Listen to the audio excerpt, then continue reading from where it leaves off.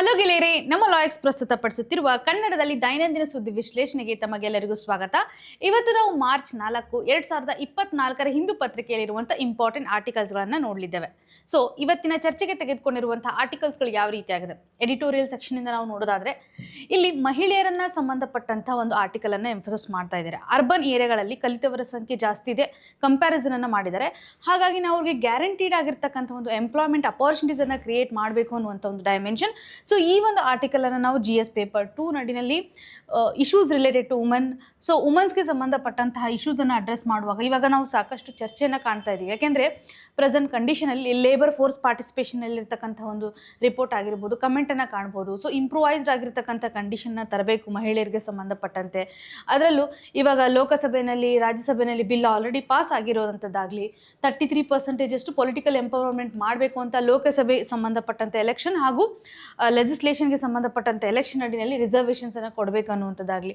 So ಈ ಒಂದು dimension ಆಧಾರದ ಮೇಲೆ ಆರ್ಟಿಕಲನ್ನು ನಾವು ಕನೆಕ್ಟ್ ಮಾಡಬಹುದು. ಇದರೊಂದಿಗೆ ಸೆಕೆಂಡ್ ಆರ್ಟಿಕಲ್ ಏನಿದೆ ಅಂದರೆ ಪ್ಲಾಸ್ಟಿಕ್ ಪೊಲ್ಯೂಷನ್ಸನ್ನು ನಾವು ಎಂಫಸಿಸ್ ಮಾಡೋದ್ರ ಪ್ರಕಾರ, ಅದರಲ್ಲೂ ಹಿಮಾಲಯನ್ ರೀಜನ್ಸಲ್ಲಿ ಸ್ಟೇಟ್ಗಳು ಕೆಲವೊಂದಿಷ್ಟು ಸ್ಟೆಪ್ಪನ್ನು ತೆಗೆದುಕೊಂಡ್ರೂ ಸಹ ಇಲ್ಲಿ ಹೆಚ್ಚು ನಾವು ಮೌಂಟೇನ್ ಲೆವೆಲಲ್ಲಿ ಪ್ಲಾಸ್ಟಿಕ್ ಪೊಲ್ಯೂಷನ್ ಆಗ್ತಾ ಇದೆ ಅನ್ನೋದ್ರ ಬಗ್ಗೆ ನಾವು ಕಾಣ್ತಾ ಇದ್ದೀವಿ. ಸೊ ಈ ಒಂದು ಆರ್ಟಿಕಲನ್ನು ಅಗೇನ್ GS ಪೇಪರ್ 3 ನಡಿನಲ್ಲಿ ಎನ್ವಿರಾನ್ಮೆಂಟ್ ಸೆಕ್ಷನ್ಗೆ ಸಂಬಂಧಪಟ್ಟಂತೆ ಕನೆಕ್ಟ್ ಮಾಡ್ಬೋದು. ಇನ್ನು ಪೊಲ್ಯೂಷನ್ ಸೆಕ್ಷನ್ ಅಂತ ನಾವು ಏನು ಕರಿತೀವಿ ಅಲ್ಲಿ ನಾವು ಕನೆಕ್ಟ್ ಮಾಡುವಂಥದ್ದು. ಇದರೊಂದಿಗೆ ಇವಾಗ ಯೂನಿವರ್ಸಿಟಿ ರ್ಯಾಂಕಿಂಗನ್ನು ಕೊಡುವಂತಹ ಸಂದರ್ಭದಲ್ಲಿ there are some discriminations. So ಹೇಗೆ ನಾವು ಕೆಲವೊಂದಿಷ್ಟು ಕಂಪ್ಯಾರಿಸನ್ನ ಕೊಟ್ಟಿದ್ದಾರೆ, ಎಕನಾಮಿಕ್ ಲೆವೆಲಲ್ಲಿ ನಾವು ಪ್ಯಾರಾಮೀಟರ್ಸ್ಗಳನ್ನು ಕನ್ಸಿಡರ್ ಮಾಡುವಾಗ ಅದೇ ರೀತಿಯಾಗಿ ಇವಾಗ ರ್ಯಾಂಕಿಂಗನ್ನು ಕೊಡುವಂಥ ಸಂದರ್ಭದಲ್ಲಿ ಇದು ಎಜುಕೇಷನ್ಗೆ ಸಂಬಂಧಪಟ್ಟಂಥ ಇಶ್ಯೂಸನ್ನು GS ಪೇಪರ್ 2 ನಲ್ಲಿ ಕನೆಕ್ಟ್ ಮಾಡಲಿಕ್ಕೆ ಸಹಕಾರಿಯಾಗುತ್ತೆ. ಈ 3 ಆರ್ಟಿಕಲ್ಸ್ಗಳು ಇವತ್ತಿನ ಒಂದು ನ್ಯೂಸಲ್ಲಿ ನಾವು ಕಾಣ್ತಾ ಇದ್ದೀವಿ. ಇನ್ನೆರಡು ಆರ್ಟಿಕಲ್ಸ್ ಏನಿದೆಯಲ್ಲ ಇದನ್ನು ನಿನ್ನೆಯಿಂದ ನ್ಯೂಸ್ ಪೇಪರ್ ಅಂತ ತೆಗೆದುಕೊಂಡಿದ್ದೀನಿ. ಇದು ಕಾಶ್ಮೀರಿ ಹಾಂಗಲ್ ಅನ್ನುವಂಥ ಒಂದು ಸ್ಪೀಚಸ್ ಆಗಿದೆ. ಇದನ್ನು ನಾವು ಕಾಣ್ಬೋದು, ಕಾಶ್ಮೀರಿ ಸ್ಟ್ಯಾಗ್ ಅಂತಲೂ ಸಹ ಕರೀತಾರೆ. ಸೊ ಈ ಒಂದು ಸ್ಪೀಚಸ್ಗೆ ಸಂಬಂಧಪಟ್ಟಂತಹ ಪಾಪ್ಯುಲೇಷನ್ ಇಂಪ್ರೂವೈಸ್ ಆಗ್ತಾ ಇದೆ ಅನ್ನೋದ್ರ ಬಗ್ಗೆ ಒಂದು ರೆಸ್ಪಾನ್ಸನ್ನು ನಾವು ಕಾಣ್ತಾ ಇದ್ದೀವಿ. ಹಾಗಾಗಿ ಈ ಒಂದು ಸ್ಪೀಚಸ್ ನಮಗೆ ಇಂಪಾರ್ಟೆಂಟ್ ಇರೋದ್ರಿಂದ ಎಕ್ಸಾಮಿನೇಷನಲ್ಲಿ ಇದ್ರ ಬಗ್ಗೆ ಸಾಕಷ್ಟು ಕ್ವಶನ್ಸನ್ನು ಕೇಳಿದ್ದಾರೆ. ಹಾಗಾಗಿ ಇದಕ್ಕೆ ಸಂಬಂಧಪಟ್ಟಂಥ ಫ್ಯೂ ಫ್ಯಾಕ್ಟ್ಸ್ಗಳನ್ನು ನಾವು ಕಾಣುವಂಥದ್ದು. ಇದರೊಂದಿಗೆ ಪ್ರಿಡೇಟರ್ ಸ್ಪೀಚಸ್ ಅಂದರೆ ಏನು, ಅಥವಾ ಒಂದು ಎನಿಮಲಲ್ಲಿ ಯಾವ ರೀತಿಯಂಥ ಬಿಹೇವಿಯರ್ ಇರುತ್ತೆ ಅನ್ನೋದ್ರ ಬಗ್ಗೆ ಒಂದು ಎಕ್ಸಾಂಪಲನ್ನು ಕೊಟ್ಟಿದ್ದಾರೆ. ಅದರಲ್ಲೂ ಫಿಶ್ಗೆ ಸಂಬಂಧಪಟ್ಟಂಥ ಒಂದು ಎಕ್ಸಾಂಪಲನ್ನು ಕಾಣ್ತಾ ಇದ್ದೀವಿ. ಸೊ ಈ ನಿಟ್ಟಿನಲ್ಲಿ ಈ ಆರ್ಟಿಕಲ್ಸ್ಗಳು ನಮಗೆ ಪ್ರಿಲಿಮ್ಸ್ ಹಾಗೂ ಮೇನ್ಸ್ ಲೆವೆಲಲ್ಲಿ ಸಹಕಾರಿಯಾಗುತ್ತೆ. ಸೊ ಮೊದಲ ಹಂತದಲ್ಲಿ ನಾವು ಸ್ಟಡಿ ಮಾಡುವಂಥದ್ದಾದರೆ ಈ ಒಂದು ಸ್ಪೀಚಸನ್ನು ತೆಗೆದುಕೊಳ್ಳೋದಾದರೆ ಯಾವ ರೀತಿಯಂಥ ರೆಸ್ಪಾನ್ಸನ್ನು ನಾವು ಕಾಣ್ತಾ ಇದ್ದೀವಿ ಅಂದರೆ, ಇವಾಗ ಪ್ರೆಸೆಂಟ್ ಕಂಡೀಷನಲ್ಲಿ ಎಂಡೇಂಜರ್ಡ್ ಸ್ಪೀಷಸ್, ಅದರಲ್ಲೂ ಕ್ರಿಟಿಕಲಿ ಎಂಡೇಂಜರ್ಡ್ ಸ್ಪೀಷಸ್ ಅಂತ ಕನ್ಸಿಡರ್ ಮಾಡ್ತಾ ಇದೆ. ಫಸ್ಟು IUCN ಸ್ಟೇಟಸ್ ನಡಿನಲ್ಲಿ ನಾವು ಇದರ ಒಂದು ಕನ್ಸರ್ವೇಷನ್ ಸ್ಟೇಟಸನ್ನು ನೋಡೋದಾದರೆ IUCN ಫಸ್ಟ್ ಬರುತ್ತೆ. IUCNನಲ್ಲಿ ಜನರಲಿ ನಾವು ಏನು critically endangered species. So critically endangered ಯಾವಿದಾವನ್ನ ನಮ್ಗೆ ತುಂಬ ಇಂಪಾರ್ಟೆಂಟ್, ಈವನ್ ಫಾರ್ ಎಲಿಮಿನೇಷನ್ಗೆ ಇದು ಬೇಕಾಗುತ್ತೆ ಅನ್ನೋದು. ಇವಾಗ ಸೈಟ್ಸ್ ನಡಿನಲ್ಲಿ ಇದನ್ನು ಅಪೆಂಡಿಕ್ಸ್ 1ನಲ್ಲಿ ಕಾಣ್ತಾ ಇದ್ದೀವಿ. ಓಕೆ, ಅಪೆಂಡಿಕ್ಸ್ 1ನಲ್ಲಿ ನಾವು ಇದನ್ನು ತೆಗೆದುಕೊಳ್ಬೋದು. ಇನ್ನು ವೈಲ್ಡ್ ಲೈಫ್ ಪ್ರೊಟೆಕ್ಷನ್ ಆ್ಯಕ್ಟ್ 1972ನಲ್ಲಿ ಶೆಡ್ಯೂಲ್ 1ನಲ್ಲಿ ಇದನ್ನು ಹಾಕಿದ್ದಾರೆ. ಸೊ ಇಷ್ಟು ನಮಗೆ ಕ್ಲಿಯರ್ ಆಗಿ ಗೊತ್ತಿರಬೇಕು. ಸೊ ಇದು ಬೇಸಿಕಲಿ ಗೊತ್ತಾಗಿರುವಂಥದ್ದು ಯಾವ ಏರಿಯಾದಲ್ಲಿ ಕಂಡು ಬರುತ್ತೆ. ಜನರಲಿ ಕಾಶ್ಮೀರ್ ಅಥವಾ ಜಮ್ಮು ಕಾಶ್ಮೀರ್ ಅಂತ ನಾವು ಕರಿಬೋದು. ಜಮ್ಮು ಕಾಶ್ಮೀರಲ್ಲಿ ರಿವರೈನ್ ಫಾರೆಸ್ಟ್ಗಳು ಏನಿರುತ್ತಲ್ಲ ಅಲ್ಲಿ ಹೆಚ್ಚು ಕಂಡು ಬರುತ್ತೆ. ಸೊ ರಿವರಿಂದ ಆಗಿರುವಂತಹ ಒಂದು ಅರಣ್ಯ ಏನಿರುತ್ತಲ್ಲ ಅಲ್ಲಿ ಹೆಚ್ಚು ಕಂಡು ಬರ್ತಾ ಇರೋದನ್ನು ಕಾಣ್ತಾ ಇದ್ದೀವಿ. ಕಾಶ್ಮೀರ್ ಆಗಿರ್ಬೋದು ಮತ್ತು ಹಿಮಾಚಲ ಪ್ರದೇಶದಲ್ಲೂ ಸಹ ನಿಯರ್ ಹಿಮಾಚಲ್ ರೀಜನ್ನಲ್ಲಿ ಈ ಕಾಶ್ಮೀರ್ ರಿಲೇಟೆಡ್ ಇರತಕ್ಕಂಥ ಏರಿಯಾಸ್ ನಡಿನಲ್ಲಿ ನಾವು ಕಾಣ್ಬೋದು. ಹಿಮಾಚಲ್ ಪ್ರದೇಶ ನಡಿನಲ್ಲೂ ಸಹ ಕೆಲವೊಂದಿಷ್ಟು ಸ್ಪಾಟ್ ಆಗಿರೋದನ್ನು ನಾವು ಕಾಣ್ತಾ ಇದ್ದೀವಿ. ಈ ರೀತಿಯಾಗಿ ಇದಕ್ಕೆ ಸಂಬಂಧಪಟ್ಟ ಇನ್ನೊಂದು ನ್ಯಾಷನಲ್ ಪಾರ್ಕ್ ಯಾವುದಿದೆ ಅಂತಂದರೆ, ಓಕೆ, ಡಚಿಗ್ಯಾಮ್ ಅಂತಕ್ಕಂಥ ಒಂದು ನ್ಯಾಷನಲ್ ಪಾರ್ಕ್. ಸೊ ಇದು ಜಮ್ಮು ಕಾಶ್ಮೀರದಲ್ಲೇ, ಇದು ಪ್ರೊಟೆಕ್ಟೆಡ್ ಏರಿಯಾ. ಸೊ ಯಾವ ನ್ಯಾಷನಲ್ ಪಾರ್ಕಲ್ಲಿ ಇದೆ ಅನ್ನೋದು ಸಹ ನಮಗೆ ಇಂಪಾರ್ಟೆಂಟ್. ಸೊ ಜನರಲಿ ಕಾಶ್ಮೀರದಲ್ಲಿ ಕಂಡು ಬರುತ್ತೆ ಅನ್ನೋದು ಗೊತ್ತಿದ್ದರೆ ಅಲ್ಲಿ ಈಸಿಯಾಗಿ ನೀವು ಐಡೆಂಟಿಫೈ ಮಾಡ್ಬೋದು. ಇಲ್ಲಿ ಪಾಸಿಟಿವ್ ಅಪ್ರೋಚನ್ನು ನಾವು ಯಾವ ರೀತಿಯಾಗಿ ಕಾಣ್ತಾ ಇದ್ದೀವಿ ಅಥವಾ ಯಾವ ರೀತಿಯಂಥ ರೆಸ್ಪಾನ್ಸನ್ನು ಕಾಣ್ತಾ ಇದ್ದೀವಿ ಅಂತ ನೋಡೋದಾದರೆ ಆರ್ಟಿಕಲ್ ನಡಿನಲ್ಲಿ ಕಾಣ್ಬೋದು. ಇದು ಕ್ರಿಟಿಕಲಿ ಎಂಡೇಂಜರ್ಡ್ ಸ್ಪೀಷೀಸ್ ಆಗಿರುವಂಥದ್ದು. ಇವಾಗ ಮೇಟಿಂಗ್ ಸೀಸನ್ ಏನಿದೆಯಲ್ಲ ಇದರಲ್ಲಿ ಮೇಟಿಂಗ್ ಸೀಸನ್ ಅಡಿಯಲ್ಲಿ ಏನಾಗುತ್ತೆ, ಅಪೋಸಿಟ್ ಸೆಕ್ಸ್ಗೆ ಕಾಲ್ ಕೊಡುವಂಥ ಸಂದರ್ಭದಲ್ಲಿ ಅವರು ಏನು ಸೌಂಡ್ ಮಾಡ್ತಾವಲ್ಲ ಎನಿಮಲ್ಸ್ಗಳು, ಈ ಒಂದು ಸೌಂಡ್ನ ಆಧಾರದ ಮೇಲೆ ಸ್ಪಾಟ್ ಮಾಡಿರ್ತಾರೆ. ಸೊ ಆ ಒಂದು ಸ್ಪಾಟ್ ಮಾಡಿರೋದ್ರಿಂದ ಸರಿಸುಮಾರು 300 ನಿಯರ್ಲಿ ಸ್ಪೀಚಸ್ಗಳು ರೆಸ್ಪಾನ್ಸನ್ನು ತೋರಿಸ್ತಾ ಇದ್ದಾವೆ ಅನ್ನೋಂಥದ್ದನ್ನು ಕಾಣ್ಬೋದು. ಸೊ ನಂಬರ್ನ ಇದ್ರ ಮೇಲೆ ಡಿಟೆಕ್ಷನನ್ನು ಮಾಡಿದ್ದಾರೆ. ಈ ಮೊದಲು 1947 ಅಂದರೆ ಸ್ವತಂತ್ರದ ಸಂದರ್ಭದಲ್ಲಿ ಇರುವಂಥ ಒಂದು ಪಾಪ್ಯುಲೇಷನನ್ನು ನೋಡೋದಾದರೆ ಜಮ್ಮು ಕಾಶ್ಮೀರ ರೀಜನಲ್ಲಿ ಇರ್ತಕ್ಕಂಥ ಪಾಪ್ಯುಲೇಷನ್ ಇವಾಗ ಡಿಕ್ರೀಸ್ ಆಗ್ತಾ ಬರ್ತಾ ಇದೆ. ಸೊ ಈ ಸಂದರ್ಭದಲ್ಲಿ 2000 ಪಾಪ್ಯುಲೇಷನನ್ನು ಕಾಣ್ತಾ ಇರುವಂಥದ್ದು. 2000 ಅಷ್ಟು ಇತ್ತು, ಇವಾಗ ಡಿಕ್ಲೈನ್ ಆಗ್ತಾ 1968 300ಗೆ ಬಂದಿದೆ. ಸೊ ಇಲ್ಲಿ ನೀವು ಡೇಟಾಗಳನ್ನು ಜನರಲ್ ಆಗಿ ಅಬ್ಸರ್ವ್ ಮಾಡ್ಬೋದು. ಸೊ 2021 ನೋಡೋದಾದರೆ 261 ಕಾಣ್ತಾ ಇದ್ದೀವಿ. ಸೊ ಇಲ್ಲಿ ಸ್ವಲ್ಪ ಇಂಪ್ರೂವೈಸ್ ಆಗಿದೆ 2021, ಇವಾಗ 2024 ನೋಡಿದ್ರೆ 300ಗೆ ಬರ್ತಾ ಇದೆ ಅನ್ನೋ ಥರ ಕಾಣ್ತಾ ಇದೀವಿ. ಸೊ ಈ ಒಂದು ಸ್ಪೀಚಸ್ಗೆ ಸಂಬಂಧಪಟ್ಟಂತೆ ಜಮ್ಮು ಕಾಶ್ಮೀರ ಸಹ ಇಂಪಾರ್ಟೆಂಟ್ ಆಗಿರ್ತಕ್ಕಂಥ ಫೋಕಸನ್ನು ಮಾಡ್ತಾ ಇದೆ ಕನ್ಸರ್ವೇಷನ್ ಮಾಡಲಿಕ್ಕೆ, ಅಥವಾ ಅದಕ್ಕೆ ಬೇಕಾಗಿರುವಂಥ ಒಂದು ಹ್ಯಾಬಿಟ್ಯಾಟನ್ನು ಎನ್ಶೋರ್ ಮಾಡುವಂಥದ್ದು ಮತ್ತು ಪೋಚಿಂಗ್ ಏನಾಗ್ತಾ ಇಲ್ಲ ಅದನ್ನು ತಡೆಗಟ್ಟಲಿಕ್ಕೂ ಸಹ ಅವರು ಎಂಫೋಸಿಸನ್ನು ಮಾಡ್ತಾ ಇದ್ದಾರೆ ಅಂತ ಕಾಣ್ಬೋದು. ಇವಾಗ ರೆಡ್ ಡೀರ್ ಸ್ಪೀಚಸ್ ನಡಿನಲ್ಲಿ, ಸೊ ಈ ಒಂದು ರೆಡ್ ಡೀರ್ ಸ್ಪೀಚಸ್ ನಡಿನಲ್ಲಿ ಓನ್ಲಿ ಸರ್ವೈವಿಂಗ್ ಸ್ಪೀಚಸ್ ಅಂತ ಅನಿಸ್ಕೊಳ್ಳುತ್ತೆ.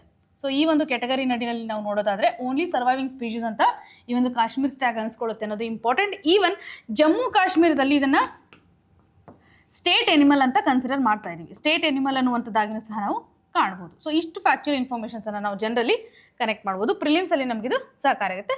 ಇಲ್ಲಿ ಕೆಲವೊಂದು ಫ್ಯಾಕ್ಟರ್ಸನ್ನು ಕೊಟ್ಟಿದ್ದಾರೆ. ಅಂದರೆ ಒಬ್ಬೊಬ್ಬರು ಹೇಳಿರೋ ಪ್ರಕಾರ ಏನಿದೆ, ಯಾವ ರೀತಿಯಾಗಿ ಅವರು ರಿಸರ್ಚನ್ನು ಮಾಡಿದ್ದಾರೆ, ಯಾವ ರೀತಿಯಾಗಿ ಐಡೆಂಟಿಫೈ ಮಾಡಿದ್ದಾರೆ ಅನ್ನೋದ್ರ ಬಗ್ಗೆ ಕಾಣ್ಬೋದು. ಸೊ ಅಷ್ಟು ನಮಗೆ ಇಂಪಾರ್ಟೆಂಟ್ ಅಲ್ಲ. ಬೇಸಿಕಲಿ ಕನ್ಸರ್ವೇಷನ್ ಸ್ಟೇಟಸ್ ಆಗಿರ್ಬೋದು, ಎಲ್ಲಿ ಕಂಡು ಬರುತ್ತೆ, ಇವೆಲ್ಲ ನಮಗೆ ಬೇಕಾಗುತ್ತೆ.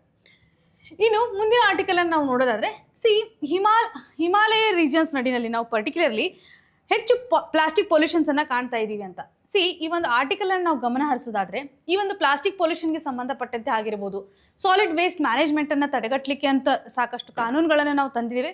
ಈ ಎಲ್ಲ ಕಾನೂನುಗಳು ಇದ್ರೂ ಸಹ ನಾವು ಏನು ಮಾಡ್ಲಿಕ್ಕೆ ಆಗ್ತಾ ಇಲ್ಲ, ಈ ಒಂದು ಪ್ಲಾಸ್ಟಿಕ್ ಪೊಲ್ಯೂಷನ್ಸನ್ನು ತಡೆಗಟ್ಟಲಿಕ್ಕೆ ಆಗ್ತಾ ಇಲ್ಲ. ಸ್ಟಿಲ್ ಡಂಪಿಂಗ್ ಆಗ್ತಾ ಇದೆ ಅಂತ.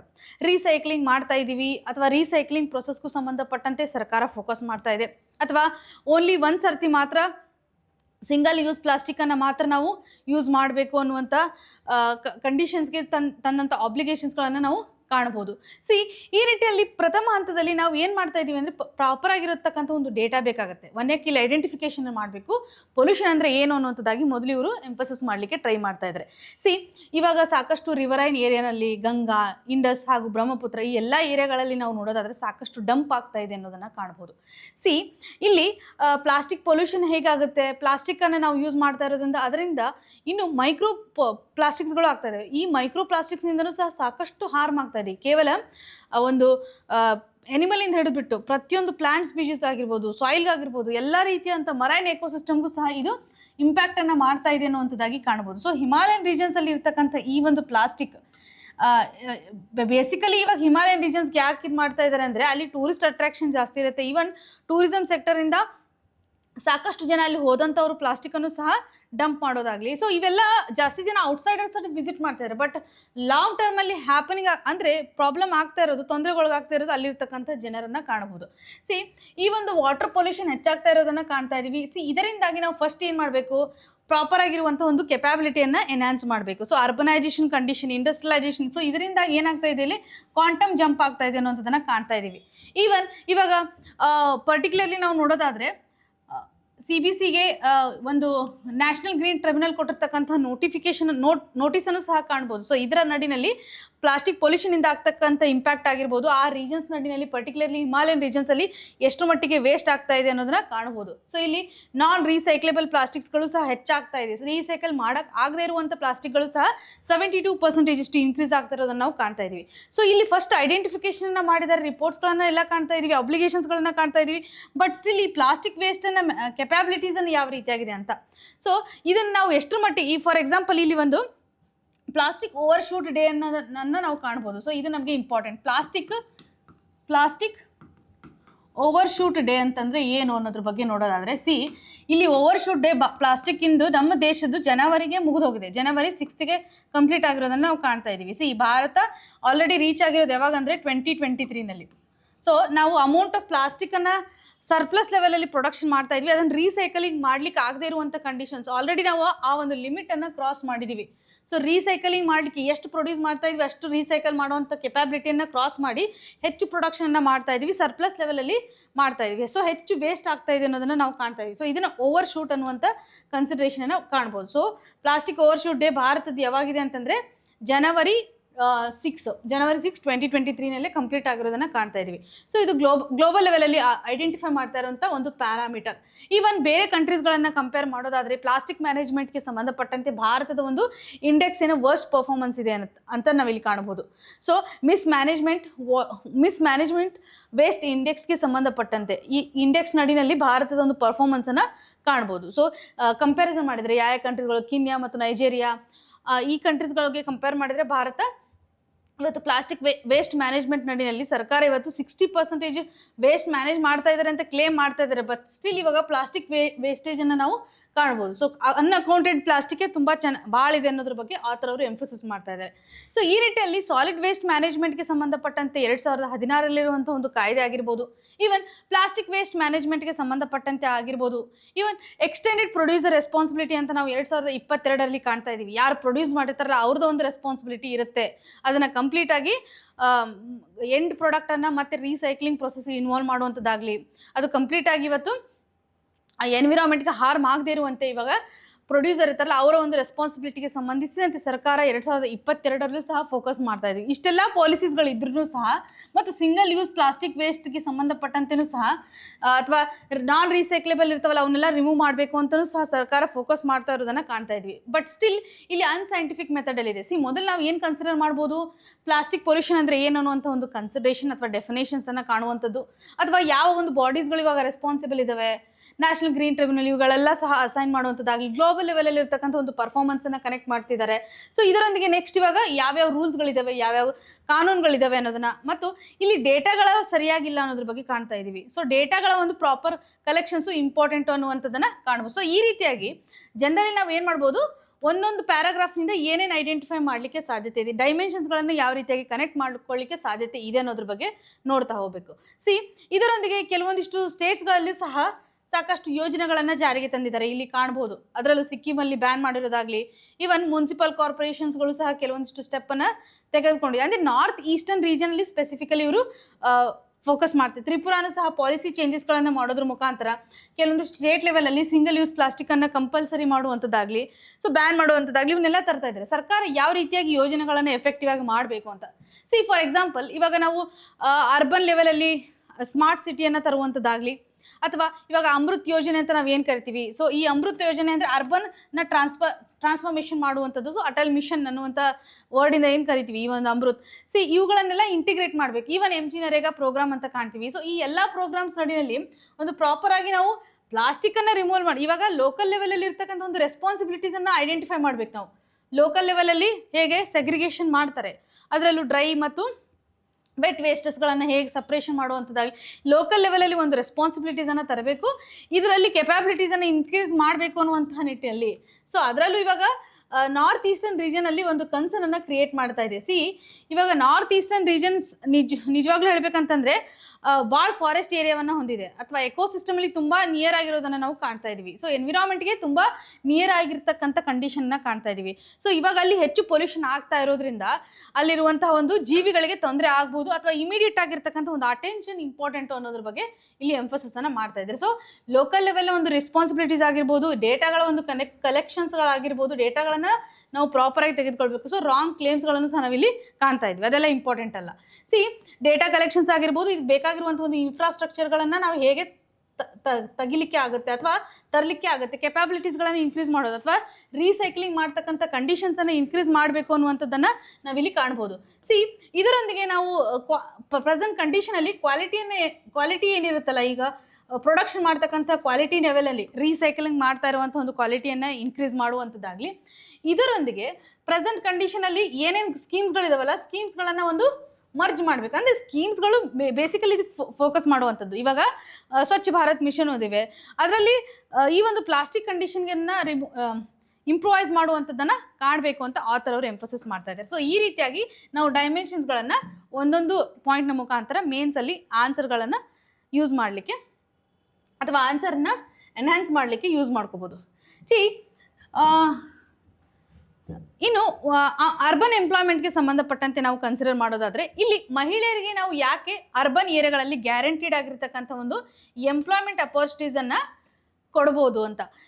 ಆಥರ್ ಅವ್ರು ಎಂಫಸಿಸ್ ಮಾಡ್ತಾ ಇರೋದು ಏನಂತಂದ್ರೆ, ಇವಾಗ ಸಸ್ಟೈನೇಬಲ್ ಡೆವಲಪ್ಮೆಂಟ್ ಗೋಲ್ 2023ನಲ್ಲಿ ಸಹ ಜೆಂಡರ್ ಈಕ್ವಾಲಿಟಿಗೆ ಸಂಬಂಧಪಟ್ಟಂತೆ ನಾವು ಕಾಣ್ತಾ ಇದೀವಿ. ಸೊ ಹಾಗಾಗಿ ಮಹಿಳೆಯರನ್ನ ಇವತ್ತು ಎಂಪವರ್ ಮಾಡೋದು ಎಷ್ಟು ಮಟ್ಟಿಗೆ ಅವಶ್ಯಕತೆ ಇದೆ ಅನ್ನೋದ್ರ ಬಗ್ಗೆ ಕಾಣ್ಬೋದು. Even labour force, periodic labour force participation ಅನ್ನೋ ಒಂದು ರಿಪೋರ್ಟನ್ನು ನಾವು ನೋಡೋದಾದರೆ ರೂರಲ್ ಏರಿಯಾಗಳಲ್ಲಿ ಆಗಿರ್ಬೋದು ಅಥವಾ ಅರ್ಬನ್ ಏರಿಯಾಗಳಲ್ಲಿ ಮಹಿಳೆಯರ ಒಂದು ಪಾರ್ಟಿಸಿಪೇಷನನ್ನು ಎಂಫಸಿಸ್ ಮಾಡೋದಾದರೆ ಅರ್ಬನ್ ಏರಿಯಾನಲ್ಲಿ ಸರಿಸುಮಾರು 22.9% ಅಷ್ಟು ಕಾಣ್ತಾ ಇದ್ದೀವಿ. ಅದು 2023 ಲಾಸ್ಟ್ ಕ್ವಾರ್ಟರ್ ನಡೆಯಲಿರ್ತಕ್ಕಂಥ ಒಂದು ರಿಪೋರ್ಟನ್ನು ಕಾಣ್ಬೋದು.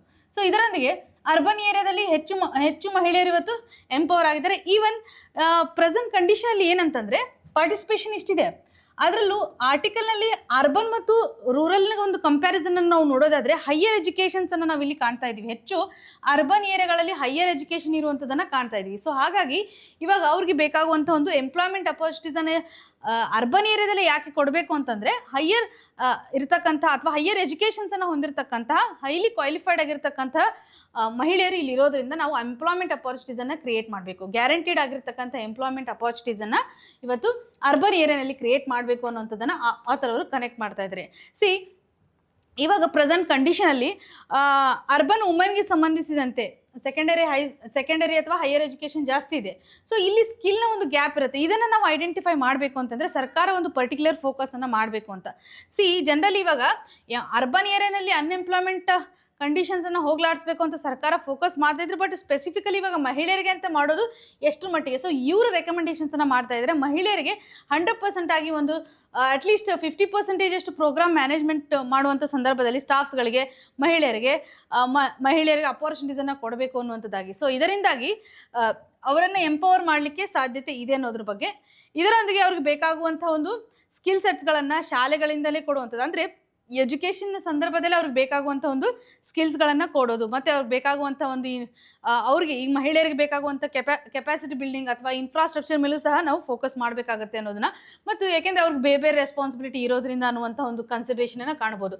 ಸೊ ಇದನ್ನು ನಾವು ಗಮನ ಹರಿಸ್ಬೇಕಂತಂದರೆ ಪರ್ಟಿಕ್ಯುಲರ್ಲಿ ನಮಗೆ ಸೋಷಿಯಲ್ ಆಡಿಟನ್ನು ಮಾಡಬೇಕಾಗತ್ತೆ. ಸೊ ಸೋಷಿಯಲ್ ಆಡಿಟ್ ನಡಿನಲ್ಲಿ ಅವರ ಒಂದು ಕಂಡೀಷನ್ ಬೇರೆ ಒಂದು ರೀಜನಲ್ ವೈಸ್ ಯಾವ ರೀತಿ ಆಗಿದೆ ಅನ್ನೋದಾಗಲಿ, ಮತ್ತು ಅವರ ಒಂದು ಸ್ಕಿಲ್ ಸೆಟ್ ಆಗಿರ್ಬೋದು, ಅವರ ಒಂದು ಅಕಾಡೆಮಿಕ್ ಬ್ಯಾಕ್ಗ್ರೌಂಡ್ ಯಾವ ರೀತಿ ಆಗಿದೆ, ಇವುಗಳನ್ನೆಲ್ಲ ಐಡೆಂಟಿಫೈ ಮಾಡೋದ್ರ ಮುಖಾಂತರ ನಾವು ಒಂದು ಪ್ರಾಪರ್ ಡೇಟಾನ ಮುಖಾಂತರ ನಾವು ಮ್ಯಾನೇಜ್ ಮಾಡಲಿಕ್ಕೆ ಸಾಧ್ಯತೆ ಇದೆ. ಇವಾಗ working age population 15 to 59. So ಇಷ್ಟು ವರ್ಕಿಂಗ್ ಏಜ್ ಪಾಪ್ಯುಲೇಷನ್ನ ಕಾಣ್ತಾ ಇದೆ. ಸೊ ಇದರಲ್ಲಿ ಸಹ ಮಹಿಳೆಯರು ಹೆಚ್ಚಿರೋದ್ರಿಂದ ನಾವಿವಾಗ ಗ್ಯಾರಂಟಿಡ್ ಆಗಿರ್ತಕ್ಕಂಥ ಸ್ಕೀಮ್ಸನ್ನು ರೂರಲ್ ಏರಿಯಾಗಳಲ್ಲಿ ಕೊಡ್ತೀವಿ, ಅಥವಾ MG ನರೇಗಾ ಪ್ರೋಗ್ರಾಮ್ ಏನಂತ ಕೊಡ್ತೀವಿ 100 days ವರ್ಕಿಂಗ್ ಅಂತ ಕೊಡ್ತಾ ಇದೀವಿ. ಸೊ ಅದೇ ರೀತಿಯಾಗಿ ಇಲ್ಲಿ ಮಹಿಳೆಯರಿಗೆ ಒಂದು ಗ್ಯಾರಂಟಿಡ್ ಆಗಿರ್ತಕ್ಕಂಥದ್ದು ಆ್ಯಕ್ಟನ್ನು ತರೋದ್ರ ಮುಖಾಂತರ ಎಸ್ಪೆಷಲಿ ಮಹಿಳೆಯರ ಒಂದು ಇನ್ಕಮನ್ನು ಇಂಪ್ರೂವೈಸ್ ಮಾಡಲಿಕ್ಕೆ ಆಗಿರ್ಬೋದು, ಅಥವಾ ಡೊಮೆಸ್ಟಿಕಲ್ಲಿ ಆಗ್ತಾ ಇರುವಂತಹ ಇಶ್ಯೂಸ್ಗಳನ್ನು ಅವರು ಅಡ್ರೆಸ್ ಮಾಡಬೇಕು ಅಂತಂದರೆ ಎಕನಾಮಿಕಲಿ ಎಂಪವರ್ಡ್ ಇರಬೇಕು. ಸೊ ಇದರಿಂದಾಗಿ ಒಂದು ಸ್ಕೀಮನ್ನು ತರೋದು ತುಂಬ ಇಂಪಾರ್ಟೆಂಟ್. ಸೊ ಅವ್ರಿಗೆ ಬೇಕಾಗುವಂಥ ಒಂದು ಕೆಪಾಬಿಲಿಟೀಸನ್ನು ಇಲ್ಲಿ ಇನ್ಕ್ರೀಸ್ ಮಾಡಬೇಕು.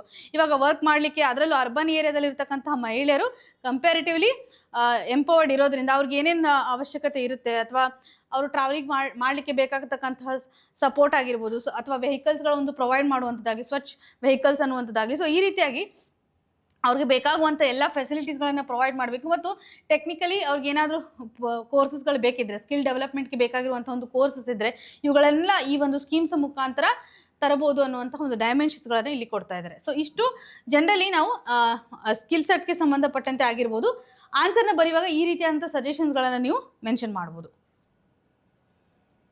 ಅದರ ಒಂದು ನೀಡ್ ಇದೆ ಅನ್ನೋದ್ರ ಬಗ್ಗೆ ಹೇಳಲಿಕ್ಕೆ ಸಾಧ್ಯತೆ ಇದೆ. ಮುಂದಿನ ಆರ್ಟಿಕಲನ್ನು ನಾವು ನೋಡೋದಾದರೆ, ಇದರಲ್ಲಿ ಯೂನಿವರ್ಸಿಟಿ ರ್ಯಾಂಕಿಂಗ್ಗೆ ಸಂಬಂಧಪಟ್ಟಂತೆ ಗ್ಲೋಬಲ್ ಲೆವೆಲಲ್ಲಿ ಕೆಲವೊಂದಿಷ್ಟು ರ್ಯಾಂಕಿಂಗನ್ನು ಕಾಣ್ತೀವಿ. ಸೊ ನೀವು ಇಲ್ಲಿ ಕಾಣ್ಬೋದು ಯೂನಿವರ್ಸಿಟಿ ರಿಲೇಟೆಡ್ ಇರುವಂತೆ ಇವಾಗ ಹೈಯರ್ ಎಜುಕೇಷನ್ ನಾವು ಕಲಿಯುವಂಥ ಸಂದರ್ಭದಲ್ಲಿ ಯೂನಿವರ್ಸಿಟಿ ನಾವು ಯಾವ ರೀತಿಯಾದಂತಹ ಕನ್ಸಿಡರೇಷನ್, ಅಂದರೆ ಯಾವ ರೀತಿಯಾಗಿ ಅಲ್ಲಿ ಎಜುಕೇಷನ್ಸನ್ನು ಕೊಡ್ತಾ ಇದ್ದಾರೆ, ಅಥವಾ ಅಲ್ಲಿರುವಂತಹ ಸ್ಟಾಫ್ಸ್ಗಳಾಗಿರ್ಬೋದು, ರಿಸರ್ಚ್ಗೆ ಸಂಬಂಧಪಟ್ಟಂತೆ ಈ ಎಲ್ಲ ಆಧಾರದ ಮೇಲೆ ಯೂನಿವರ್ಸಿಟಿಗೆ ರ್ಯಾಂಕಿಂಗನ್ನು ಕೊಡಲಾಗುತ್ತೆ. ಅಥವಾ ನೀವು ಏನು ಕಾಣ್ಬೋದು ಅಂತಂದರೆ, ಫಾರ್ ಎಕ್ಸಾಂಪಲ್ ಇವಾಗ ಡಿಗ್ರಿ ಕಾಲೇಜಸ್ಗಳಲ್ಲಿ ನ್ಯಾಕ್ ಕಮಿಟಿ ವಿಸಿಟ್ ಮಾಡುತ್ತೆ, ಅಲ್ಲಿರುವಂಥ ಒಂದು ಡೈಮೆನ್ಷನ್ಸ್ಗಳನ್ನು ಅಥವಾ ಆ ಒಂದು ಇನ್ಫ್ರಾಸ್ಟ್ರಕ್ಚರ್ ಫೆಸಿಲಿಟೀಸ್ ಆಗಿರ್ಬೋದು, ಟೀಚಿಂಗ್ ಆಗಿರ್ಬೋದು, ಸೊ ಎಲ್ಲವನ್ನ ಗಮನ ಹರಿಸೋದ್ರ ಮುಖಾಂತರ ಲ್ಯಾಬ್ ಹೆಂಗೆ ಇರುತ್ತೆ, ಅಲ್ಲಿ ಏನು ಫೆಸಿಲಿಟೀಸ್ಗಳಿರುತ್ತೆ, ಸೊ ಎಷ್ಟು ಮಟ್ಟಿಗೆ ಸ್ಟೂಡೆಂಟ್ಸ್ಗಳು ರೆಸ್ಪಾನ್ಸನ್ನು ತೋರಿಸ್ತಾ ಇದ್ದಾರೆ, ಅವ್ರ ರಿಸಲ್ಟ್ಸ್ಗಳಾಗಿರ್ಬೋದು ಎಲ್ಲವನ್ನು ಐಡೆಂಟಿಫೈ ಮಾಡೋದ್ರ ಮುಖಾಂತರ ಈವನ್ ಕಲ್ಚರಲ್ ಆಸ್ಪೆಕ್ಟ್ಸನ್ನು ಸಹ ಐಡೆಂಟಿಫೈ ಮಾಡೋದ್ರ ಮುಖಾಂತರ ಒಂದು ರ್ಯಾಂಕಿಂಗನ್ನು ಕೊಡ್ತಾ ಇರುತ್ತೆ, ಅಥವಾ A+ ಈ ರೀತಿಯಾದಂಥ ರ್ಯಾಂಕಿಂಗನ್ನು ಕೊಡುತ್ತೆ. ಸೊ ಇದರಿಂದ ಇವತ್ತು ಯಾರಾದರೂ ಎಜುಕೇಷನ್ನ ತೆಗೆದುಕೊಳ್ಳುವಂಥ ಸಂದರ್ಭದಲ್ಲಿ ಆ ಒಂದು ಕಾಲೇಜನ್ನು ಪ್ರಿಫರ್ ಮಾಡೋದು. ಅದೇ ರೀತಿಯಾಗಿ ಇವಾಗ ನಮ್ಮ ದೇಶದಲ್ಲಿರ್ತಕ್ಕಂಥ ಯೂನಿವರ್ಸಿಟೀಸ್ಗಳಾಗಿರ್ಬೋದು ಅಥವಾ ಗ್ಲೋಬಲ್ ಲೆವೆಲಲ್ಲಿ ಇರ್ತಕ್ಕಂಥ ಯೂನಿವರ್ಸಿಟೀಸ್ಗಳಿಗೂ ಸಹ ಹೇಗೆ ಐಡೆಂಟಿಫಿಕೇಷನ್ಸನ್ನು ಮಾಡ್ತಾರೆ, ಗ್ಲೋಬಲ್ ಲೆವೆಲಲ್ಲಿ ಇರ್ತಕ್ಕಂಥ ರ್ಯಾಂಕಿಂಗಲ್ಲಿ ಇಲ್ಲಿ ಒಂದು ಡಿಸ್ಪ್ಯಾರಿಟಿ ಕ್ರಿಯೇಟ್ ಆಗಿದೆ ಅಂತ, ಸೊ ಇಲ್ಲಿ ಅನ್ಇಕ್ವಾಲಿಟಿಯನ್ನು ಕ್ರಿಯೇಟ್ ಮಾಡ್ತಾ ಇದೆ ಅಂತ. ಇವಾಗ ಜನರಲಿ ಏನಾಗುತ್ತೆ ಅಂದರೆ ವೆಲ್ದಿ ನೇಷನ್ಸ್ಗಳು ಅಥವಾ ಡೆವಲಪ್ಡ್ ನೇಷನ್ಸ್ಗಳಿರುತ್ತೆ, ಅಥವಾ ಭಾಳ ಹಳೆ ಟೈಮಲ್ಲಿ ಎಸ್ಟಾಬ್ಲಿಷ್ ಆಗಿರ್ತಕ್ಕಂತಹ ಯೂನಿವರ್ಸಿಟೀಸ್ಗಳಿರುತ್ತೆ. ಸೊ ಈ ಒಂದು ಯೂನಿವರ್ಸಿಟೀಸ್ಗಳಿಗೆ ನಾವು ಹೈಯೆಸ್ಟ್ ರ್ಯಾಂಕಿಂಗನ್ನು ಕೊಡ್ತಾ ಇದ್ದೀವಿ. ಸೊ ಹೈಯೆಸ್ಟ್ ರ್ಯಾಂಕಿಂಗನ್ನು ಕೊಡ್ತಕ್ಕಂಥ ಸಂದರ್ಭದಲ್ಲಿ ಡಿಸ್ಪ್ಯಾರಿಟಿ ಇರುತ್ತೆ. ಸೊ ಜನರಲಿ ಏನಾಗುತ್ತೆ ಅಂತಂದರೆ ರ್ಯಾಂಕಿಂಗನ್ನು ಕೊಡುವಂಥ ಸಂದರ್ಭದಲ್ಲಿ ರಿಸರ್ಚ್ ಆಗಿರ್ಬೋದು, ಅವರ ಒಂದು ಕೊಲ್ಯಾಬ್ರೇಟಿವ್ ಎಫರ್ಟ್ಸ್ಗಳು ಯಾವ ರೀತಿಯಾಗಿರುತ್ತೆ, ಮತ್ತು ಅವರ ಒಂದು ಇನ್ಸ್ಟಿಟ್ಯೂಷನ್ಗೆ ಸಂಬಂಧಪಟ್ಟಂತೆ ರೆಪ್ಯುಟೇಷನ್ ಯಾವ ರೀತಿಯಾಗಿರುತ್ತೆ, ಸೊ ಇವುಗಳನ್ನೆಲ್ಲ ಐಡೆಂಟಿಫೈ ಮಾಡೋದ್ರ ಮುಖಾಂತರ ಒಂದು ಆರ್ಡರ್ನ ಕೊಡುತ್ತೆ. ಸೊ ಆರ್ಡರ್ನ ಕೊಡ್ತಕ್ಕಂಥ ಸಂದರ್ಭದಲ್ಲಿ ಫಸ್ಟ್ ರ್ಯಾಂಕಿಂಗ್ ಸಿಸ್ಟಮನ್ನು ಯಾವ್ಯಾವ ಕೊಡ್ತವೆ ಅನ್ನೋದನ್ನು ಸಹ ಇಲ್ಲಿ ಕಾಣ್ಬೋದು. ಸೊ ಶಾಂಘೈ ರ್ಯಾಂಕಿಂಗ್ ಯೂನಿವರ್ಸಿಟೀಸ್ಗಳಾಗಿರ್ಬೋದು, even Times of Higher Education ಅಂತ ಅಂತ ಏನು ಕರೀತಾರೆ, ಸೊ ಈ ರೀತಿಯಾಗಿ ಕೊಡ್ತಾ ಇದ್ದಾರೆ. ಬಟ್ ಇಲ್ಲಿರುವಂಥ ಡಿಸ್ಪ್ಯಾರಿಟೀಸ್ ಅಂದರೆ ಇವಾಗ ಇವರು ಯಾವ ರೀತಿಯಾಗಿ ಕನೆಕ್ಟ್ ಮಾಡ್ತಾ ಇದ್ದಾರೆ ಅಂದರೆ, ಇವಾಗ GDPಯನ್ನು ನಾವು ಕೇವಲ ಕನ್ಸಿಡರ್ ಮಾಡೋದ್ರ ಮುಖಾಂತರ ಒಂದು ದೇಶದ ಆರ್ಥಿಕತೆಯನ್ನು ಕ್ಯಾಲ್ಕುಲೇಟ್ ಮಾಡಲಿಕ್ಕೆ ಸಾಧ್ಯತೆ ಇರುತ್ತಾ ಅಂತ ಬೇರೆ ಬೇರೆ ಡೈಮೆನ್ಷನ್ಸ್ಗಳಿರುತ್ತೆ. ಸೊ ಹ್ಯೂಮನ್ ಡೆವಲಪ್ಮೆಂಟ್ ಇಂಡೆಕ್ಸ್ನ ಆಧಾರದ ಮೇಲೆ ನಾವು ಏನು ಕನ್ಸಿಡರ್ ಮಾಡ್ತೀವಿ, ಈವನ್ ಇನ್ಕಮ್ ಆಗಿರ್ಬೋದು, ಎಜುಕೇಷನ್ ಆಗಿರ್ಬೋದು, ಹೆಲ್ತ್ ಆಗಿರ್ಬೋದು, ಈ ರೀತಿಯಾಗಿ ಸಪ್ರೇಟ್ ಡೈಮೆನ್ಷನ್ಸನ್ನು ಕಾಣ್ತಾ ಇದ್ವಿ. ಅಮರ್ತ್ಯ ಸೇನ್ ಅವರ ಒಂದು ಸಜೆಷನ್ ಅಂತಲೇ ಹೇಳ್ಬೋದು, HDA. ಇಲ್ಲಿ ಏನಾಗುತ್ತೆ ಅಂತಂದರೆ ಪರ್ಟಿಕ್ಯುಲರ್ಲಿ ಇವರು ಎಂಫಸಿಸ್ ಮಾಡ್ತಾ ಇರೋದು ಒಂದೇ ಒಂದು ಪ್ಯಾರಾಮೀಟರ್ನ ಮುಖಾಂತರ, ಅಥವಾ ಇಲ್ಲಿ ಏನಾಗುತ್ತೆ ಅಂದರೆ ಜನರಲಿ ವೆಲ್ದಿಯೆಸ್ಟ್ ಕಂಟ್ರೀಸ್ನಲ್ಲಿರುವಂಥ ಯೂನಿವರ್ಸಿಟೀಸ್ಗಳೇ ಹೈಯೆಸ್ಟ್ ರ್ಯಾಂಕಿಂಗನ್ನು ಹೊಂದ್ತಾ ಇರ್ತವೆ, ಅಥವಾ ಇಲ್ಲಿ ಪೊಲಿಟಿಕ್ಸ್ ಇನ್ವಾಲ್ವ್ ಆಗಿದೆ ಅಂತ ಕಾಣ್ಬೋದು. ಯಾಕೆಂದರೆ ಇವಾಗ ಚೈನಾಸ್ ಅಂತ ಕಂಟ್ರೀಸ್ಗಳು ಏನು ಮಾಡುತ್ತೆ ಅಂದರೆ ಆ ಒಂದು ಯೂನಿವರ್ಸಿಟೀಸ್ಗೆ ಸಂಬಂಧಪಟ್ಟಂತೆ ಅವರು ಹೆಚ್ಚು ಫೋಕಸನ್ನು ಮಾಡೋದಾಗಲಿ, ಡೇಟಾಗಳನ್ನು ಮ್ಯಾನಿಪುಲೇಷನ್ ಮಾಡುವಂಥದ್ದಾಗಲಿ, ಅಥವಾ ಕೆಲವೊಂದಿಷ್ಟು ಸ್ಪೀಚನ್ನು ಯೂನಿವರ್ಸಿಟೀಸಲ್ಲಿ ಕಂಡಕ್ಟ್ ಮಾಡಿರ್ತಾರಲ್ಲ, ಸೆಮಿನಾರ್ಸ್ಗಳನ್ನು ಕಂಡಕ್ಟ್ ಮಾಡಿರ್ತಾರಲ್ಲ, ಅವರು ಕೊಡುವಂಥ ರಿಪೋರ್ಟ್ಗಳ ಆಧಾರದ ಮೇಲೆ ಏನಾಗುತ್ತೆ ಅಂದರೆ ರ್ಯಾಂಕಿಂಗನ್ನು ಸಹ ಕನ್ಸಿಡರ್ ಮಾಡ್ತಾರೆ ಅಂತ. ಸೊ ಇಲ್ಲಿ ಡಿಸ್ಪ್ಯಾರಿಟಿ ಕ್ರಿಯೇಟ್ ಮಾಡಿದೆ. GDP ಅಥವಾ ಎಕನಾಮಿಕ್ ಆಸ್ಪೆಕ್ಟ್ಸ್ನ ಆಧಾರದ ಮೇಲೆ ನಾವು ಕ್ಯಾಲ್ಕುಲೇಷನನ್ನು ಮಾಡುವಂತಹ ಸಂದರ್ಭದಲ್ಲಿ ಏನಾಗುತ್ತೆ ಅಂದರೆ ಸರಿಯಾಗಿ ನಾವು ತೆಗೆದುಕೊಳ್ಳಿಕ್ಕಾಗಲ್ಲ, ಈವನ್ ಅಲ್ಲಿರುವಂಥ ಒಂದು ಕ್ವಾಲಿಟಿಯನ್ನು ಎನ್ಶೋರ್ ಮಾಡಲಿಕ್ಕೆ ಆಗೋದಿಲ್ಲ. ಸೊ ಈ ಒಂದು ಯೂನಿವರ್ಸಿಟಿಗೆ ಸಂಬಂಧಪಟ್ಟಂಥ ಇಂಡಸ್ಟ್ರೀಸ್ ನಡಿನಲ್ಲಿ ನಾವು ಐಡೆಂಟಿಫೈ ಮಾಡುವಾಗ ಸೊ ಡೈಮೆನ್ಷನ್ಸನ್ನು ಯಾವ ರೀತಿಯಾಗಿ ಕ್ರಿಯೇಟ್ ಮಾಡಬೇಕು ಅಂದರೆ ಒಂದು ಸ್ಟ್ಯಾಂಡರ್ಡ್ ಆಗಿರ್ತಕ್ಕಂಥ ಫ್ರೇಮ್ವರ್ಕ್ ನಮಗೆ ಇಂಪಾರ್ಟೆಂಟ್. ರ್ಯಾಂಕಿಂಗನ್ನು ಕೊಡುವಂಥ ಸಂದರ್ಭದಲ್ಲಿ ಒಂದು ಸ್ಟ್ಯಾಂಡರ್ಡ್ ಆಗಿರ್ತಕ್ಕಂಥ ಡೇಟಾ ಇಂಪಾರ್ಟೆಂಟ್ ಆಗುತ್ತೆ. ಅದರಲ್ಲೂ ಇವಾಗ ಕೆಲವೊಂದಿಷ್ಟು ಸಂದರ್ಭದಲ್ಲಿ ಕಾನ್ಫ್ಲಿಕ್ಟ್ಗಳು ಕ್ರಿಯೇಟ್ ಆಗಿರುವಂಥದ್ದನ್ನು ಕಾಣ್ಬೋದು. ಈವನ್ ಗ್ಲೋಬಲಲ್ಲಿ ಇರ್ತಕ್ಕಂಥ ಇಂಪಾರ್ಟೆಂಟ್ ಅಂದರೆ ವೆರಿ ಗುಡ್ ಇರುವಂತಹ ಯೂನಿವರ್ಸಿಟೀಸ್ಗಳು ಸಹ ಈ ಒಂದು ರೇಸಿಂದ ಹೊರಗಿರೋದನ್ನು ನಾವು ಕಾಣ್ತಾ ಇದ್ವಿ. ಸೊ ಇಲ್ಲಿ ಒಂದು ಡಿಸ್ಪ್ಯಾರಿಟಿ ಕ್ರಿಯೇಟ್ ಆಗಿದೆ ಅನ್ನೋದನ್ನು ಸಹ ನಾವು ಕಾಣ್ಬೋದು. ಸೊ ಎಡಿಷ್ನಲಿ ಇಲ್ಲಿ ನಾವು ರ್ಯಾಂಕಿಂಗನ್ನು ಮಾಡುವಂತಹ ಸಂದರ್ಭದಲ್ಲಿ ಕೆಲವೊಂದಿಷ್ಟು ಪೇಪರ್ಗಳ ಪಬ್ಲಿಷ್ ಆಗಿರ್ಬೋದು, ಅಥವಾ ಹೇಗೆ ಡಿಸ್ಪ್ಯಾರಿಟಿಯನ್ನು ಕ್ರಿಯೇಟ್ ಮಾಡಿದೆ ಈ ಎಲ್ಲ ಗ್ಲೋಬಲ್ ಲೆವೆಲ್ ಇರ್ತಕ್ಕಂಥ ಇನ್ಸ್ಟಿಟ್ಯೂಷನ್ಸ್ಗಳು ಅಥವಾ ರ್ಯಾಂಕಿಂಗ್ ಕೊಡ್ತಕ್ಕಂಥ ಈ ಒಂದು ಎಂಟಿಟೀಸ್ಗಳು ಅನ್ನೋದನ್ನು ಕಾಣ್ಬೋದು. ಸೊ ಜನರಲಿ ಒಂದು ಐಡಿಯಾ ಇದ್ದರೆ ಸಾಕು. ಸೊ ಹೆಂಗೆ ಇಲ್ಲಿ ಪ್ರಾಬ್ಲಮ್ ಕ್ರಿಯೇಟನ್ನು ಮಾಡ್ತಾ ಇದೆ ಅನ್ನೋದ್ರ ಬಗ್ಗೆ ಕನೆಕ್ಟ್ ಮಾಡ್ಬೋದು. ಸೊ ಹೇಗೆ ಅವರು GDPಗೆ ಕನೆಕ್ಟ್ ಮಾಡ್ತಾ ಇದ್ದಾರೆ ಅನ್ನೋದು ಸಹ ನಾವಿಲ್ಲಿ ಕನೆಕ್ಟ್ ಮಾಡುವಂಥದ್ದು. ಸೊ ಕಾಲೇಜಸ್ಗಳನ್ನು ಆ ರೀತಿಯಾಗಿ ಮೆನ್ಷನ್ ಮಾಡಿದ್ದಾರೆ. ಇಲ್ಲಿ ಪ್ರಿಡೇಟರ್ ಫಿಶಸ್ ಅನ್ನುವಂಥದ್ದಾಗಿ ಕಾಣ್ತಾ ಇದ್ದೀವಿ. ಪ್ರಿಡೇಟರ್ ಫಿಶಸ್ ನಡಿನಲ್ಲಿ ಅದರಲ್ಲೂ ಇಲ್ಲೊಂದು ಎಕ್ಸಾಂಪಲನ್ನು ಕಾಣ್ಬೋದು, ಸ್ಟ್ರಿಪ್ಡ್ ಮಾರ್ಲಿನ್ ಅಂತ.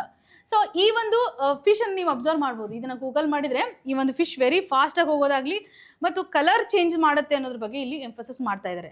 ಪ್ರಿಡೇಟರಿ ಫಿಶಸ್ ಅಂತಂದರೆ ಅಥವಾ ಯಾವುದೇ ಒಂದು ಪ್ರಿಡೇಟರಿ ಸ್ಪೀಷಸ್ ಅಂತ ನಾವು ಯಾವ ರೀತಿಯಾಗಿ ಕರಿತೀವಿ, ನಾವು ಈ ಒಂದು ಫುಡ್ ಚೈನನ್ನು ಸ್ಟಡಿ ಮಾಡುವಂಥ ಸಂದರ್ಭದಲ್ಲಿ ಪರ್ಟಿಕ್ಯುಲರ್ಲಿ ಎನಿಮಲ್ಸ್ಗಳನ್ನು ಫೀಡ್ ಮಾಡೋದ್ರ ಮುಖಾಂತರ ಅಥವಾ ಪ್ರೇ ಮೇಲೆ ಡಿಪೆಂಡ್ ಆಗಿರುವಂಥದ್ದು, ಅಥವಾ ಇವಾಗ ಕಾರ್ನಿವೋರ್ ಎನಿಮಲ್ಸ್ ಅಂತ ಏನು ಕರಿತೀವಿ, ಕಾರ್ನಿವೋರ್ ಆಗಿರ್ಬೋದು, ಒಮಿನಿವೋರ್ಸ್ ಅಂತ ಏನು ಕರಿತೀವಿ. ಸೊ ಒಮಿನಿವೋರಲ್ಲಿ ಅಂದರೆ ಕಾರ್ನಿವೋರ್ ಇರುತ್ತೆ, ಹರ್ಬಿವೋರ್ ಎರಡು ಕಂಡು ಬರುತ್ತೆ. ಸೊ ಈ ಒಂದು ಒಮಿನಿವೋರ್ ಆಗಿರ್ಬೋದು, ಕಾರ್ನಿವೋರ್ ಸ್ಪೀಷಸ್ಗಳು ಏನಂತಂದರೆ ಬೇರೆ ಒಂದು ಆ್ಯನಿಮಲ್ಸ್ಗಳ ಮೇಲೆ ಡಿಪೆಂಡೆನ್ಸಿಯನ್ನು ತೋರಿಸ್ತಾ ಇರುತ್ತೆ. ಅವುಗಳ ಆಹಾರಕ್ಕಾಗಿ ಬೇರೆ ಒಂದು ಆ್ಯನಿಮಲ್ಸನ್ನು ಕಿಲ್ ಮಾಡಿ ತಮ್ಮ ಆಹಾರದ ಒಂದು ಫುಲ್ಫಿಲ್ಮೆಂಟನ್ನು ಮಾಡ್ಕೊಳ್ಳುತ್ತೆ.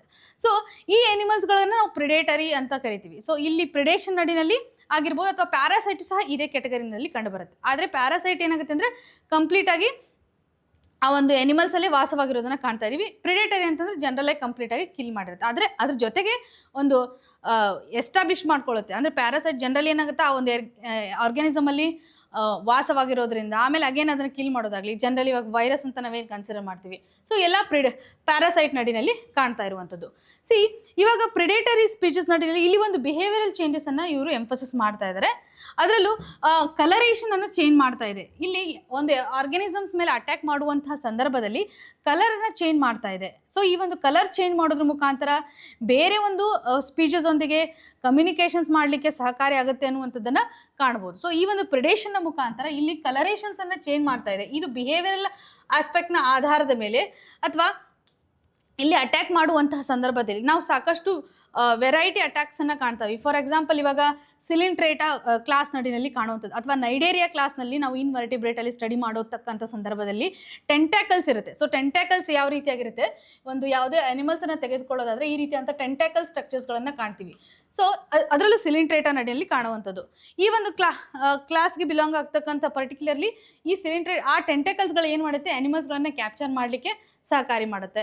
ಸೊ ಅಥವಾ ಫಿಲ್ಟ್ರೇಷನ್, ಸೊ ಬೇರೆ ಬೇರೆ ಫಂಕ್ಷನ್ಸ್ಗಳಿರುತ್ತೆ. ಅನಿಮಲ್ಸ್ಗಳ ಒಂದು ಮಾಡಿಫಿಕೇಶನ್ಸ್, ಅಡಾಪ್ಟೇಷನ್ಸ್, ಅನಿಮಲ್ ಬಿಹೇವಿಯರನ್ನು ಸ್ಟಡಿ ಮಾಡುವಂಥ ಸಂದರ್ಭದಲ್ಲಿ ಈ ಒಂದು ಚೇಂಜಸ್ ಆಗುತ್ತಲ್ಲ ಕಲರ್ಸ್ಗಳು, ಅದರ ಬಗ್ಗೆ ಇಲ್ಲಿ ಎಂಫಸಿಸ್ ಅನ್ನ ಮಾಡ್ತಾ ಇದ್ದಾರೆ. ಸೊ ಜನರಲಿ ನಮಗೆ ಪ್ರಿಡೇಟರ್ ಸ್ಪೀಷೀಸ್ ಅಂದ್ರೆ ಏನು ಅನ್ನೋದನ್ನ ಅರ್ಥ ಮಾಡ್ಕೋಬೇಕು. ಜನರಲಿ ಏನಾಗುತ್ತೆ ಅಂದ್ರೆ ಈ ಒಂದು ಫುಡ್ ಚೈನ್ ನಡಿನಲ್ಲಿ ಟಾಪ್ ಪೊಸಿಷನ್ಸ್ ಅನ್ನು ಹೊಂದಿರ್ತವೆ. ಟಾಪ್ ಪ್ರಿಡೇಟರ್ಸ್ಗಳು ಅಥವಾ ಪ್ರಿಡೇಟರ್ಸ್ಗಳು ಹೆಂಗಂತಂದ್ರೆ ಜನರಲಿ ಇವಾಗ ಪ್ರೈಮರಿ ಕನ್ಸ್ಯೂಮರ್ಸ್ಗಳಂತ ಏನಿರ್ತಾರಲ್ಲ ಅವು ಅನಿಮಲ್ಸ್ ಮೇಲೆ ಫೀಡ್ ಮಾಡುತ್ತೆ, ಹರ್ಬಿವೋರಸ್ ಅಲ್ಲಿ ಕಂಡುಬರುತ್ತೆ. ಸೊ ಈ ಒಂದು ಫುಡ್ ಚೈನ್ ಅನ್ನು ಸ್ಟಡಿ ಮಾಡ್ತಕ್ಕಂಥ ಸಂದರ್ಭದಲ್ಲಿ ನಾವು ಕಾಣ್ಬೋದು, ಪ್ರಥಮ ಹಂತದಲ್ಲಿ ನಾವು ಏನು ಕಾಣ್ತೀವಿ, ಪ್ರೊಡ್ಯೂಸರ್ಸ್ ಅಂತ ಕಾಣ್ತೀವಿ. ಸೊ ಪ್ರೊಡ್ಯೂಸರ್ಸ್ ನಡಿಯಲ್ಲಿ ಪ್ಲಾಂಟ್ಸ್ಗಳು ಕಂಡು ಬರ್ತವೆ. ಸೊ ಪ್ಲಾಂಟ್ಸ್ಗಳು ಪ್ರೊಡ್ಯೂಸ್ ಮಾಡಿದ್ಮೇಲೆ ನೆಕ್ಸ್ಟ್ ಬರುವಂಥದ್ದು ಪ್ರೈಮರಿ ಕನ್ಸ್ಯೂಮರ್ಸ್ ಅಂತ ಕಾಣುವಂಥದ್ದು. ಸೊ ಪ್ರೈಮರಿ ಕನ್ಸ್ಯೂಮರ್ಸ್ಗಳನ್ನ ಹರ್ಬಿವೋರ್ಸ್ ಅಂತ ಕರಿತೀವಿ.